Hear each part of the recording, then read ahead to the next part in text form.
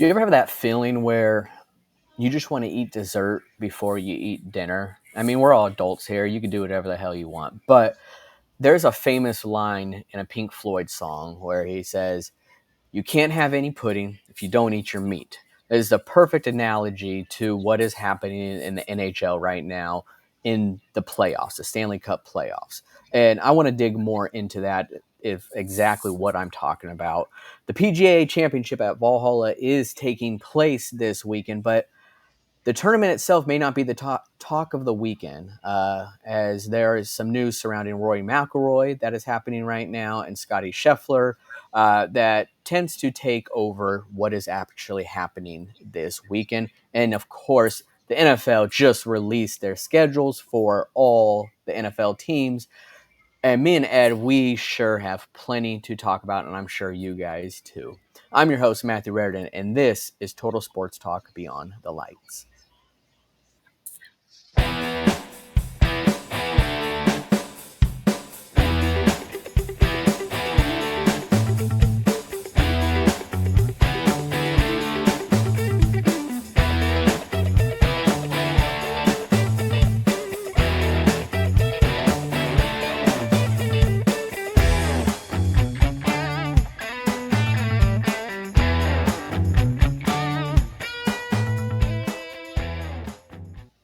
What is going on, everyone, and welcome to another installment of Total Sports Talk Beyond the Lights. I'm your host, Matthew Raridan, and with me today is my co-host, Ed Smith.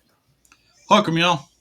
And just like I talked about on the intro there, the NFL schedule release is in full effect, and it's almost become this tradition now where it's almost like fantasy football, where if you still get together in person fantasy football, you have the massive charts of available players, rounds, etc. Well, now we have the NFL schedule release, and it has turned into almost pandemonium because you have social media. Social media really takes over nowadays on many aspects in life, but it really takes over on this NFL schedule release, whether it be the early leaks that happen or it is the creativity of the NFL marketing teams. And some of them are just incredible, and some of them are, wow, you could do way better than that.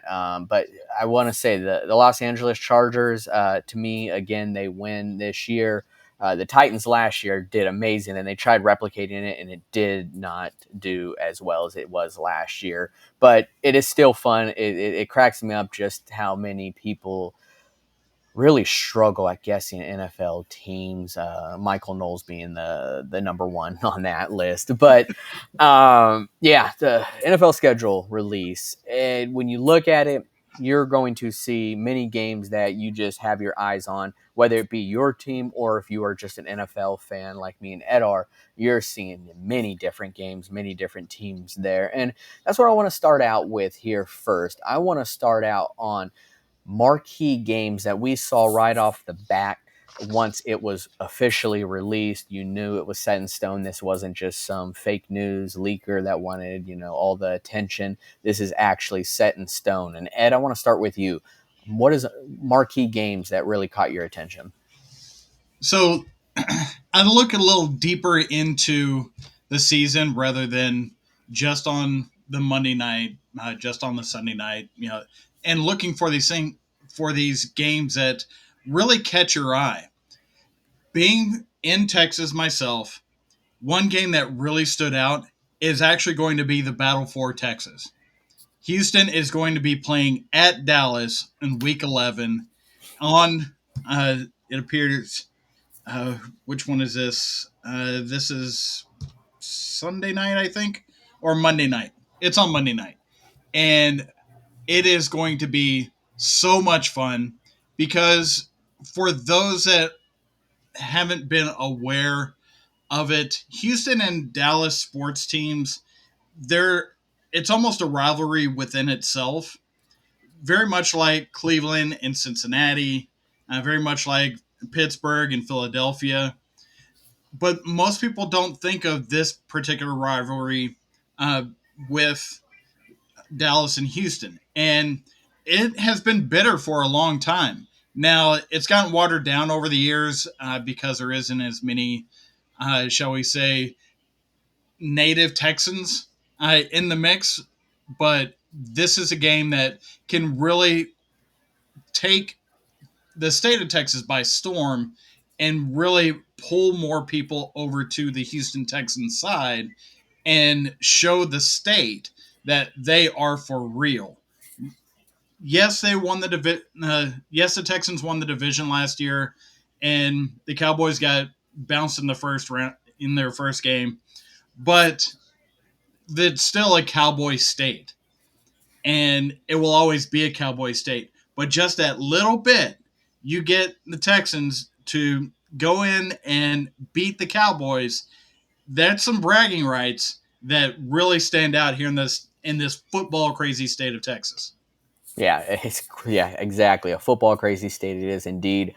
Any state that is going to host the Dallas Cowboys is definitely a very crazy state, and it's a very big state. But you're absolutely right with them having rivals within the state. Doesn't matter the size of it, you still want to claim your home territory, your home state. It's just Dallas, no matter how bad they could be, they will still always claim that state because of their popularity. Whereas one of the games that actually stood out to me, even though the Battle of Texas did really stand out to me, it was also Houston playing Kansas City week 16. And this game stood out to me on many levels because, one, this is probably a playoff matchup already happening, but in week 16, so just a couple weeks earlier.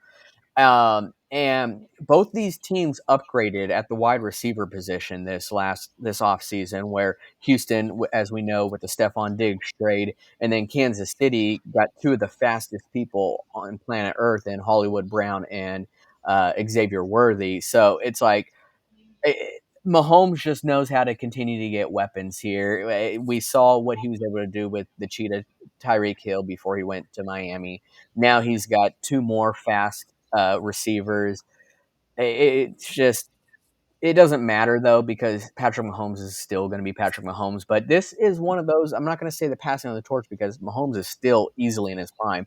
But C.J. Stroud, we saw what he did his rookie year, how he took the NFL by storm. Ohio State quarterbacks do not fare well in the NFL. Well, he is now the exception. And he is showing you that he is for real, no matter what that cognitive test says. Maybe they should use it on the president, but that's something a little different. But for an NFL quarterback, CJ Stroud knows how to play the game. And he looked as comfortable as can be as a rookie. This second year, I think he's going to be even more comfortable. But this Houston Kansas City game, it's an early playoff matchup, in my opinion, and we're lucky enough to see it in week 16. And it could have implications on who's going to be the number one seed. So that's why that I really like this game. This is a marquee game to me. It's late in the season. It can have implications on who's the number one seed. And I'm all for it because this is going to be an all-star type of matchup between two surefire teams. The entire Houston schedule just looks like a fun follow all the way through. Yeah. You're talking about a team that went from worst to first, so then they get this first place schedule on top of uh, everybody not sneaking up on anybody like they did last year. So they've got Detroit, they've got uh, Baltimore, they've got they've got Buffalo. These are all big games that uh, that are just going to be a fun follow, even for those that aren't necessarily Houston Texans fans. Just following where they are, it's going to be huge each week of this schedule. Yeah, and let's not forget Indianapolis getting Anthony Richardson back, a healthy Anthony Richardson. We're going to be able to see what he can do. So that AFC South is going to be fun, especially those two teams. So I'm really looking forward to that. And to go into a divisional matchup that I am very excited to see is let me just make sure I got which week it is. Uh, we're looking at Buffalo hosting the Jets in week 17. That is going to be massive for that division. And because should Aaron Rodgers stay healthy, that's the big caveat here. Should Aaron Rodgers stay healthy, we could see this determining the division. I know Miami's going to have their say about it, but that this game is what they brought Aaron Rodgers in for. Yeah. And we will finally get to see it play out. We were kind of cheated in that last year after 4 plays into the season, but this is really what we wanted to see all along is Aaron Rodgers against Josh Allen for the AFC East title. And I can't wait to see that in the cold, in the snow, northern, western New York. It's going to be huge. Yeah, and there's so that's one of many games that I'm looking forward to. Shoot, I'm looking forward to every game. It's just I love football, but some more games that I'm really looking into, and I'm looking more in depth here. And this it has nothing to do with my NFL team, but I like to call it the payback type games. First, we're starting out Pittsburgh and Atlanta week 1. I mean, we're seeing Arthur Smith, now the offensive coordinator for the Steelers, facing his old team. And then week 2 just happens to be Pittsburgh versus Denver. Russell Wilson, we saw what happened there with him in Denver. And now Pittsburgh picked him up for a rookie minimum contract, pretty much. And after that, you see Atlanta at Minnesota. So you have Kirk Cousins going back to Minnesota. That's in week 14. And Buffalo at Houston, week 5, where you're going to see Stephon Diggs facing his off against his old team in Buffalo. So there's a lot of revenge payback type of games out there, and those are just some of them that I really have my eyes on. And yes, 2 of those games are with my NFL team, the Steelers. It just happens to work out like that. I feel like every year when someone leaves their team, they play them instantly the next year. We saw that with Russell Wilson when he left Seattle to go to Denver. Who did Denver play the first game of the year the next year? They played Seattle. It's like it just seems to always work out that way. Not to uh, say don't look now, but week 2 of Pittsburgh at Denver. Mm-hmm. That's That's what I'm talking about. there Yeah. it is. Yeah. But also one of the payback ones that I saw on the schedule was Denver going to New Orleans. Sean Payton going back to his own old stomping grounds. That's Mm-hmm. that's a massive game right there for just to kind of bring the new boys in and face the old. Yeah, is there gonna be any bounty gate happening in that game? Well, Greg Williams isn't the D coordinator. Yeah, true. Yeah. But yeah, can you imagine if he had Simmons on his team? Oh man, oh man. Can't even. Yeah. So, but yeah, that is a great point of a revenge payback type of game. Is yes, Sean Payton going back to the old stomping grounds and good old Nolans. So definitely look out for that one. Is there any other games, Ed, that you could think of that you're really looking forward to? Or it's a top tier matchup. Another payback is going to be Atlanta at Minnesota. Mm-hmm. Kirk Cousins going back up north. It'll be the people in Minnesota. They're so nice. It'll be a homecoming for them. It won't be a whole lot of animosity. Not like the whole Brett Favre back to Green Bay thing. But that's one that I'm kind of looking forward to see what the reaction is going to be for that. Mm-hmm. Um, I'm just this schedule is so new. I'm still acclimating to every Yeah. game that's on here. There's just so much excitement. We could spend hours talking about each one of the games.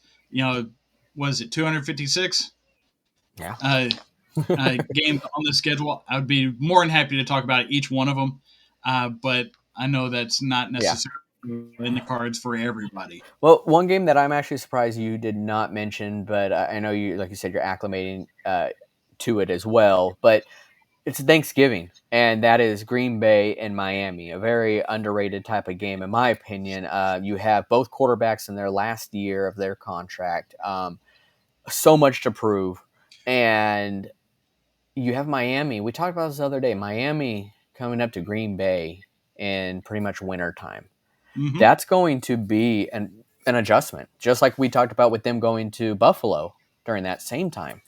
Uh, we did extend Jordan Love, Oh, so you did? Okay.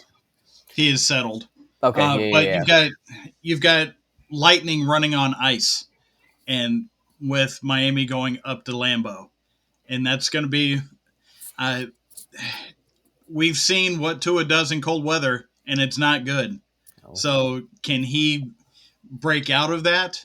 That's what we're really wanting to see for the Dolphins out of that. Green Bay, we know they're an excellent home team because that crowd is very much like a college atmosphere. It is very energized fan base at all times. So that's going to be a super matchup to end the holiday with. In fact, I've got some Dolphins fans that we're already trash talking, so Bring it it's on. already happening. Yeah, we speaking of Thanksgiving, before we were on the show, before actually the schedule was released, Ed texted me saying, "What are the odds that the Thanksgiving night game is the Harbaugh Bowl?" It's almost fitting. Ravens, Chargers. We knew they were playing each other. We just didn't know when, and it almost felt like it was going to be too good to be true. It was going to happen, and it did not happen. They will be playing the week of, but it'll be Monday night game, the Harbaugh Bowl. But we thought I thought for sure with Ed that it was going to be Ravens, Chargers, Thursday night, Thanksgiving football. So yeah. Family and football. I mean, how perfect would that have been? Yeah, bragging rights. It's who's going to have the bragging rights at the Thanksgiving table, John or Jim? Because right now it's 1-0 John Harbaugh. So, Yeah. but Super Bowl is going to trump regular season game every day of the week. So even if Jim wins, you still ain't got bragging rights. Sorry. No, no. And now that they play in the same conference, well, they're not going to be meeting in the Super Bowl anytime soon. Now, if the lights go off during this football game, I'm throwing a BS flag somewhere. Somebody's got to see it. Yeah, Uh, the grid was shut off only at that stadium. I don't it's know how weird. that happens. It really is weird to me. I know they got backup generators there. Yeah, so yeah, I'm definitely looking into that. But every year there's a team that really gets just hosed when it comes to traveling, and whether it be distance, whether it be time zones. And there's one team that just stands out by far this year, if you look at it, and that is, I almost called them the San Diego Chargers, but the Los Angeles Chargers. It, you need to look at this. There is a chart out there. I'm pretty sure Adam Schefter tweeted it out because it is very intriguing because the Chargers are going to be traveling 26,803 miles. That is a lot. But that's not even the worst part. To me, it's the total of time zones, which is 36 time zones. uh, we know that they play in the Pacific Standard Time over there in LA, but when you start adding up all the different time zones that they will be playing in, it adds up to 36. It's just crazy, and on top of the miles.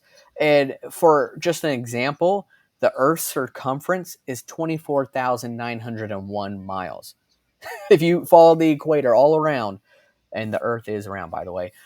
26,803 is how much they're traveling. So they will be traveling more than the circumference of the Earth. Ed? Yeah, I'm right there with you. If we want to go by time zones, I the the Raiders are right on their heels, but if you look at who is in their division, they're just going to the West Coast, going to the Central Time Zone, back to back to Mountain, back to West Coast. There's a lot of back and forth that we're talking about here. Uh, a big part of the Chargers deal, though, is the fact that they are playing an international game, and that's where they're really racking up the mileage on that one. But also the trips to the East Coast that they're having to take, having to play. Uh, uh, I'm looking at this. Cleveland, at Atlanta, at Kansas City, at New England. I mean, it is just stop for a night and then go back on the plane. Stop for a night, go back on the plane. It is just brutal what they're having to go through. As far as overall mileage, yes, the Chargers are higher up there, but I find it interesting that the Texans are traveling more than 18,000 miles and only crossing time zones 8 times. Then it's funny to me because you're talking about traveling to Dallas. You're talking about going up to Minnesota, back home, going up to Green Bay, back home, going I believe Kansas City, back home. It is all just back and forth within the same time zone, and I found that to be an interesting anomaly of that.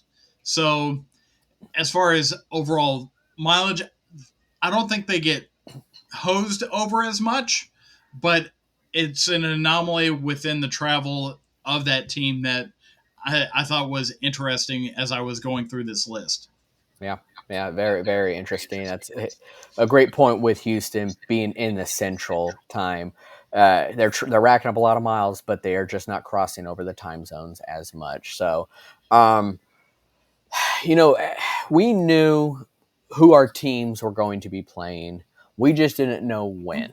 And now we officially know when we're going to be playing them, the days in between, because that does happen where, you play on a Thursday night after you just played on a Sunday night. And we have to ask the question, what fan base is the most upset after this schedule release? Is there one in particular, Ed, that jumps out to you that kind of has a reason to be upset?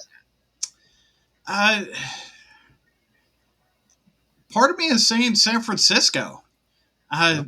because going, you're doing a lot of back and forth traveling and over time zones. You're going to Tampa Bay. You're going to Green Bay. You're going to Buffalo. You're going to Miami.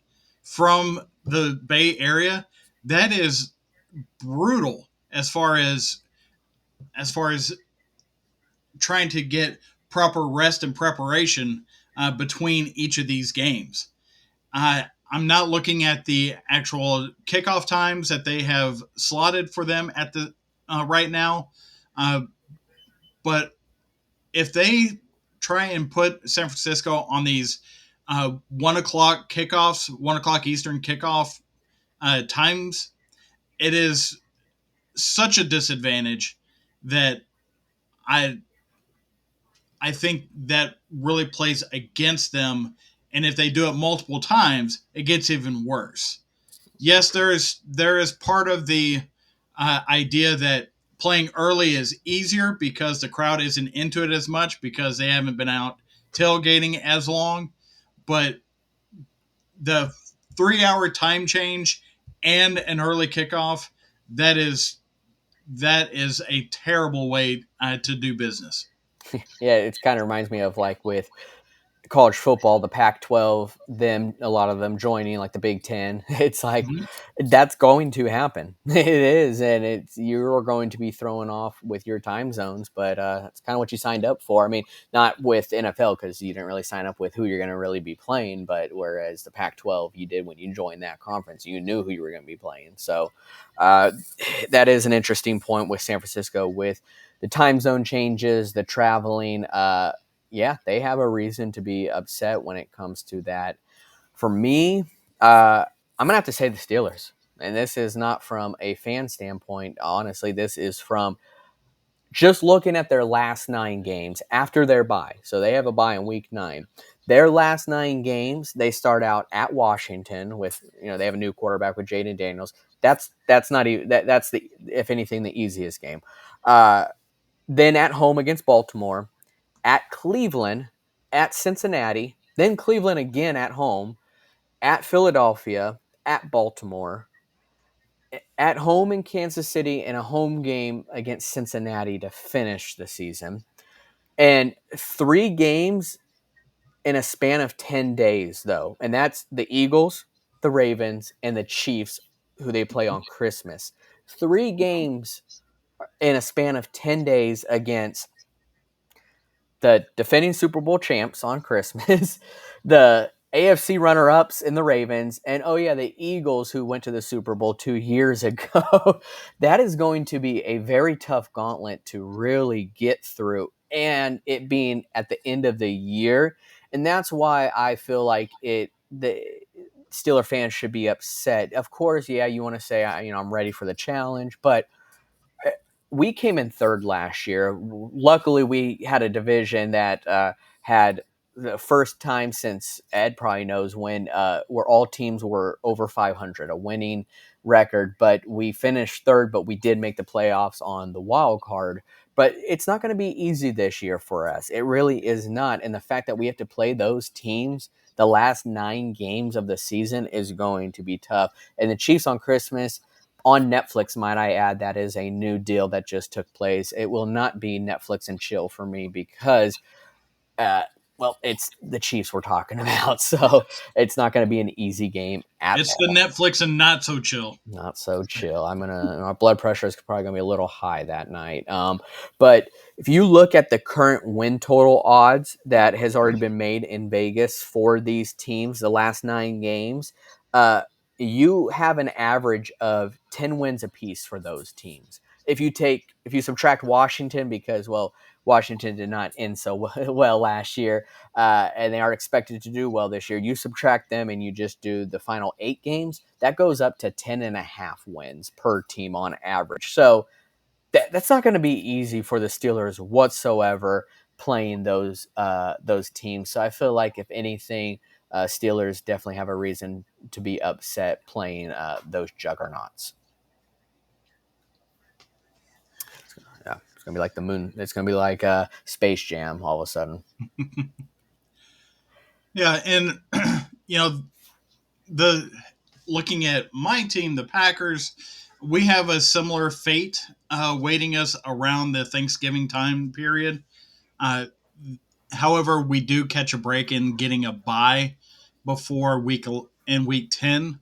So the week 11, week 12, week 13, which is 3 games in 10 days, is going to be after a bye. And then you get that pseudo bye before going into the next game after that. So it's not so bad for us um, when you're looking at. So the team that we're playing, Miami, they have a bit of a tougher stretch. You know, with that timing uh, involved with it, because you're going to Miami will be going to Indiana in week 7, home for Arizona, to Buffalo, to the Rams, home for Vegas, home for New England, and then go to Green Bay. That's Yeah, that. It's a lot of back and forth. Uh, I would be a little more upset as a Dolphins fan for that kind of back and forth, because, like we're saying, travel can wear you out, but you still got to play the games. yeah. Well, You're in this league for that reason. And, to quote Arnold Schwarzenegger, quit whining. Uh, Yeah, and I'm glad you said that because that is the one positive, I guess, for Steelers is all those games except for the Kansas City game is on the East Coast, Eastern Standard Time. So a lot of them are not far travels at all. If anything, they're bus rides: Baltimore, Cleveland, Cincinnati. 4 games in a row, we play Baltimore, Cleveland, Cincinnati, then Cleveland again. So division matchups, and then Philly. So a lot of them aren't. You're not even getting on a plane. You're not going to have any jet lag whatsoever. So I will say there is a positive to that. It's just it's kind of murderer's row right there. Play all those teams, the who's who of the NFL right now.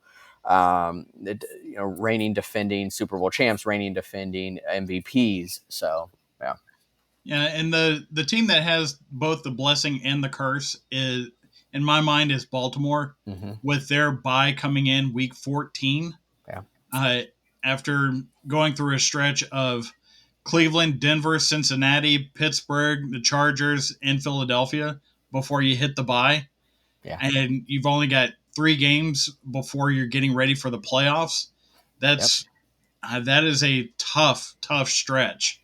But that's what you get when you're the big dog in the division. Yeah, well, I want to say that's exactly what happened last year too. It was the same exact thing. They had a very late bye right before playoffs, and a lot of things changed. But the AFC North, from Cleveland, Baltimore, Pittsburgh, are the top three teams with the toughest schedule based off of last year's records. So it's like the AFC North versus everyone at that point. So Yep. it is a tough schedule for not only the Steelers, but it is for Baltimore and for Cleveland. So good points there.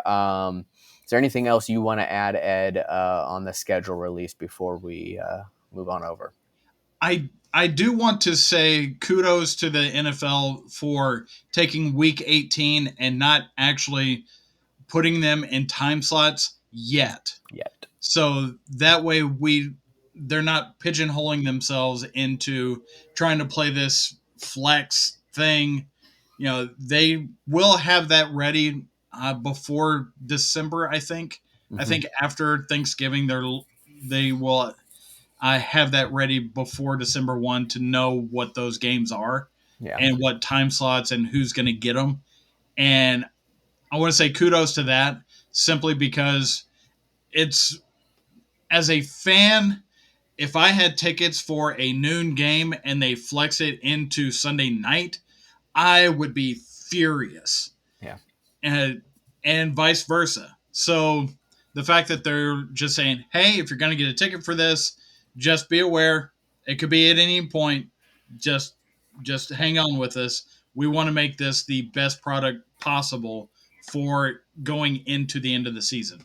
Yeah, the most profitable product. So it's to be determined, and most of are going to be deciding the division. It's going to be deciding the seeding. So that's pretty much what Week 18 is for. So the NFL is waiting, obviously, till December to figure that out. So they'll have an algorithm all set up. So yeah, kudos to them for that. Yeah. But on to the next, and that is the PGA Championship at Valhalla. Defending champ Brooks Koepka will be there, and it is a loaded and stacked field. It's almost, you're pretty much watching the Masters once again. That's Mm-hmm. how loaded and stacked this field is. And it's kind of ironic to me because it is the PGA Championship, but it is stacked with live golf players as well. So there is a little bit of irony there, but it's kind of sad. But the tournament itself is not really the talk of the weekend going into this weekend. I would say the number one headline story is Rory McIlroy has announced a divorce from his wife Erica Stoll. They were married in 2017. They have a 3-year-old child together, and this is kind of crazy. Kind of maybe not to the golfers, but to us, it kind of caught us off guard seeing something like that.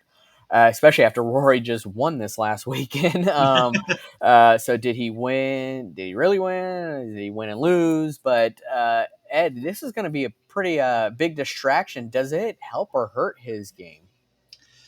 I the question becomes, how long has this been brewing?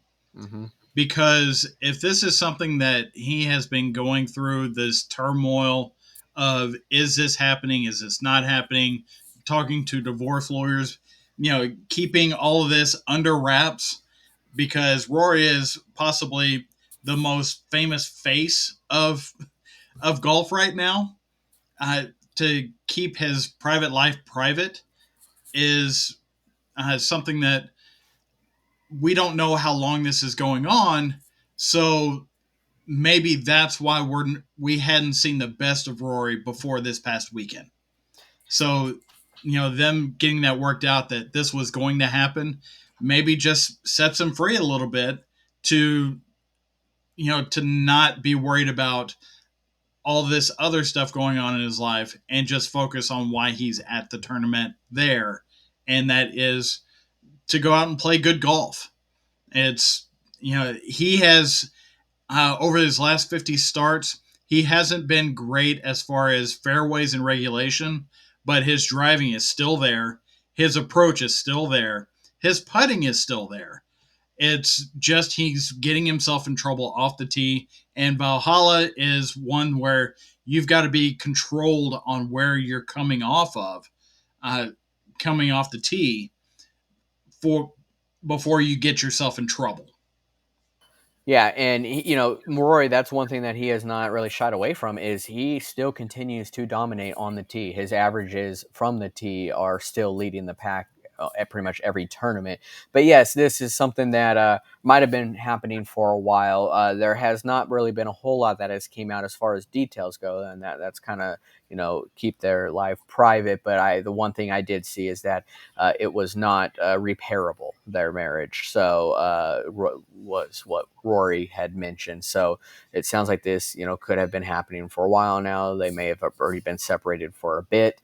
But yeah, we will see what kind of game Rory has this weekend. It's only going to do one or two things. You're going to see the best version of Rory, or you're going to see the worst. I feel like, because the divorce is not an easy thing. And another thing that I want to add on that is Rory has hired the same lawyer as Tiger Woods that he did. Rory did have a prenup signed when they did get married in 2017, but it's not about the money. In my opinion, everyone has their own opinion.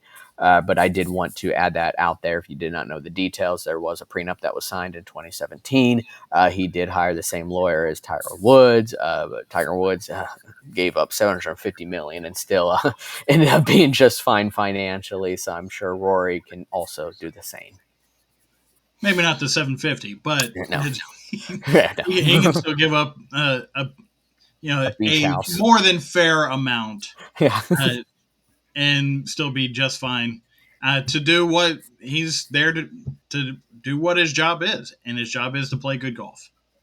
Absolutely, absolutely. But another thing that happened, and we talked about this on this show, especially during the Masters, was Scotty Scheffler and the birth of their baby boy on May 8th. This will be his first event since the birth of his son, taking off that much needed time. Although some may say it probably wasn't even enough, because here is, today's the 15th, tomorrow's the 16th when it starts. That's pretty much only just a little over a week.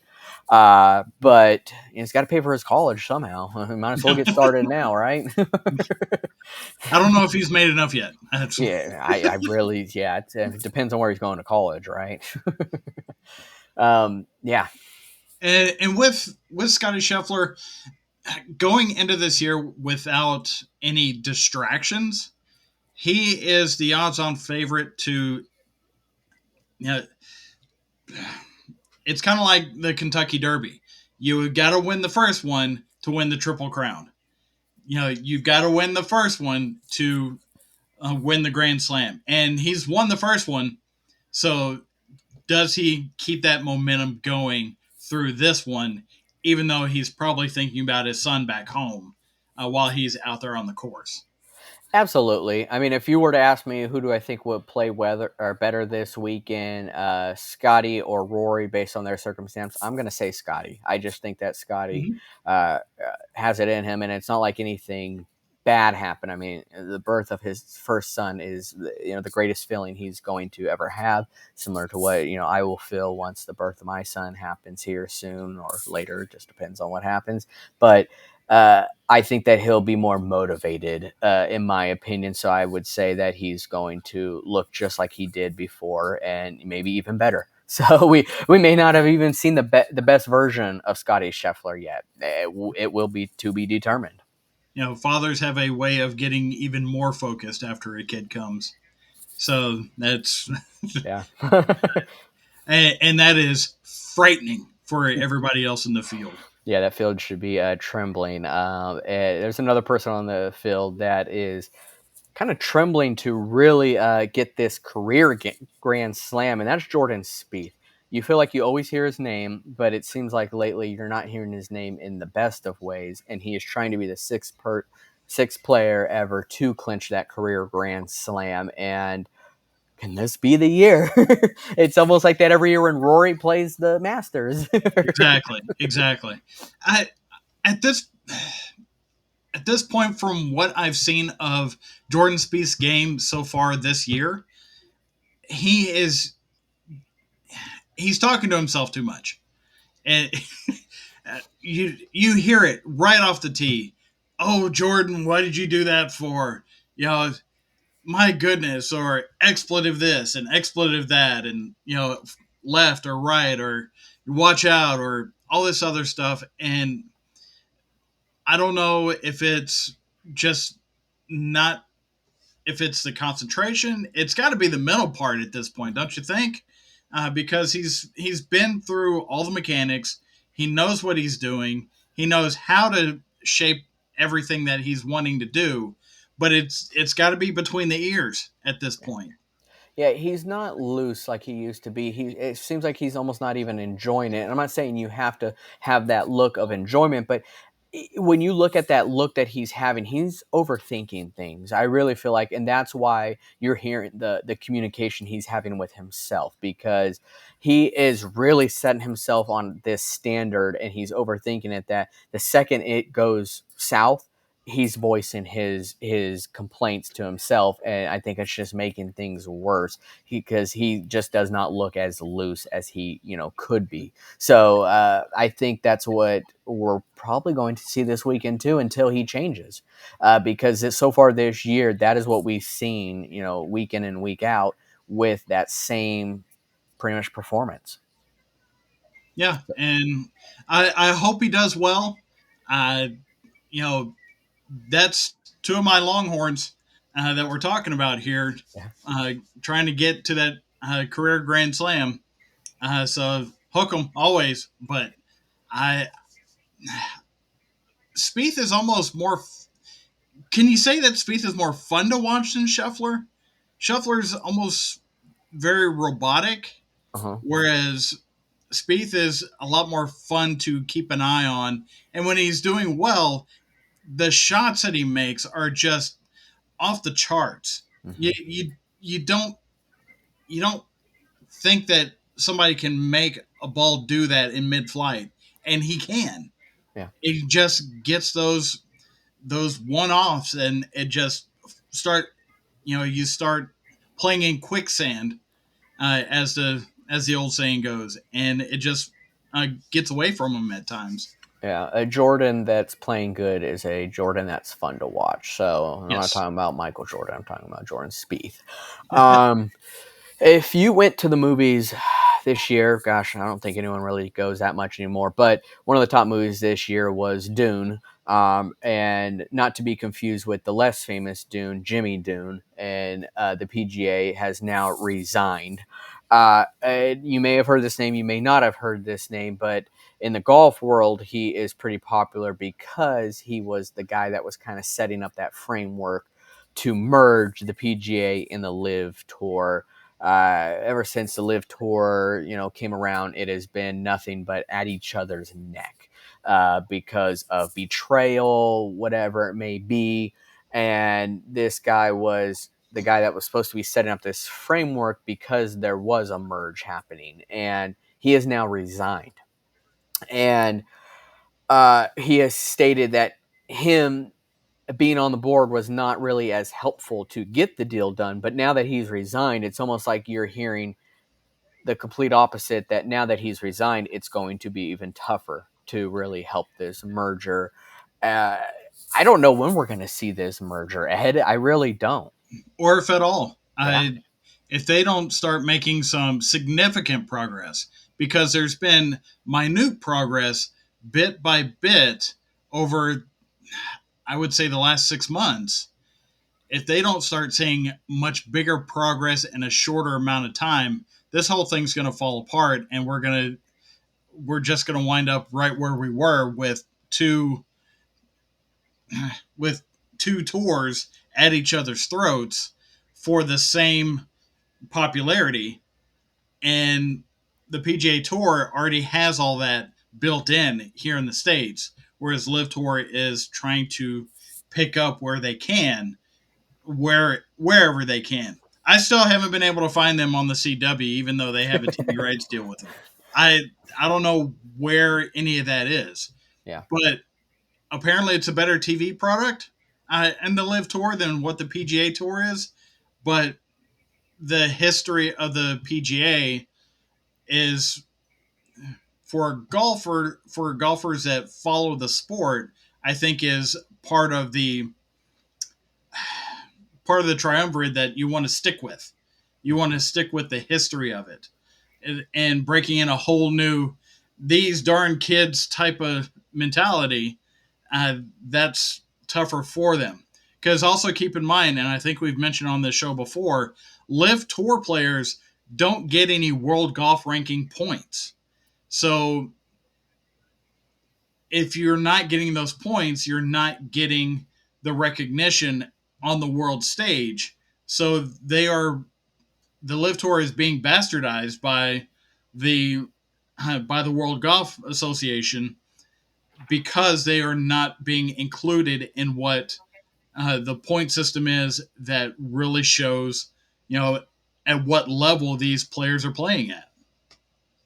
Yeah, and they may not be getting the recognition as far as rankings go, but they're getting the recognition at their bank when they're cashing these checks because they Oh are yeah, making a whole lot of money. They are backed by the Saudis, so and and, and also on the Live Tour, they are allowed to do online marketing of themselves, which is not allowed by the PGA Tour. yeah. That was one of the things that hadn't been talked about a whole lot between the golfers going there and not going there.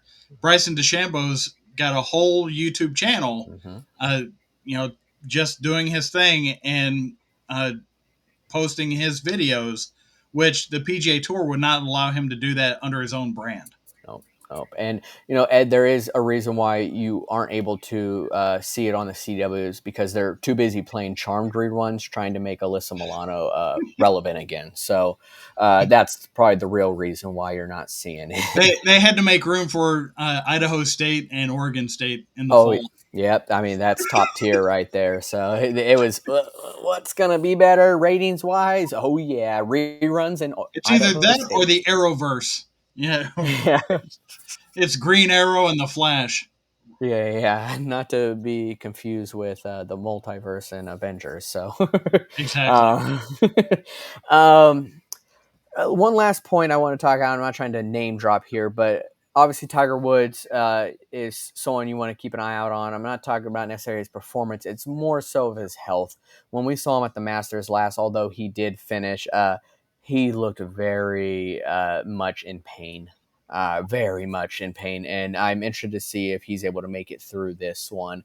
I mean, if the weather holds up, that was the biggest issue with the Masters was because of the weather. He did have to play a little bit more, so just keep an eye on him and see how Tiger does with this tournament. But on to the NHL because I talked about it earlier. You want to eat your dessert before dinner, but it's not really how it's going to really play out here. NHL, you're gonna have to eat the cauliflower. You're gonna have to eat the Brussels sprouts, asparagus, maybe some of the things that you just don't like before you could really get to what you had your eye on, and that is a hot fudge sundae. Um, it's the playoffs with the NHL is almost too much of a good thing because you have 4 rounds of the playoffs and you just have a massive regular season. And they do play hand in hand with the NBA. You have 6 months regular season, then you have the playoffs, and Ed, he'll be the first person to tell you how stretched out the playoffs is in the NBA. It's just crazy. It's absurd. But it takes up 3 months in the NHL as well, and every night is DVR type of television with the playoffs in NHL. Whereas regular season, you may get some really great games on a weekend. The weekdays, you're going to get some pretty lackluster games too. But the NHL playoffs, though, you're getting primetime matchups. This is the best of the best. And this is when people really tune into the games. Ed, who, and I put him on blast, has not really been a big hockey fan, but I know for a fact Ed's been tuning in more with the Stanley Cup playoffs because it is much watched TV. Would you agree with that, Ed? I would, and I will totally own that because the hockey that I'm seeing during the regular season is, not to put them on blast, but almost JV level hockey uh, because it isn't as physical. The playoff hockey is the type of hockey that I want to watch, Mm-hmm. whereas regular season hockey is kind of hey, I hope we can win and I hope we can get enough points to qualify for the playoffs. Whereas when you get to the playoffs, then apparently it becomes serious. The regular season feels very unserious when you're watching it. So that's where I fall into, and I know there are more people across this country that fall in the same bucket that I have because hockey isn't as I would I would consider it the fourth and not by much anymore fourth sport in the country with uh, the advancement of the MLS. Uh, there's a real chance that hockey, the NHL, could wind up being the fifth league in American sports. And a big part of that is because of this regular season that is more about skills competition rather than, you know, playing physically, playing at a top tier level and having the top tier level teams actually play each other instead of going through teams that may have is it the Sabres that have not made the playoffs in 13 years? Yep, Buffalo Sabres. Yep. So at some point, they very much feel like the Pittsburgh Pirates.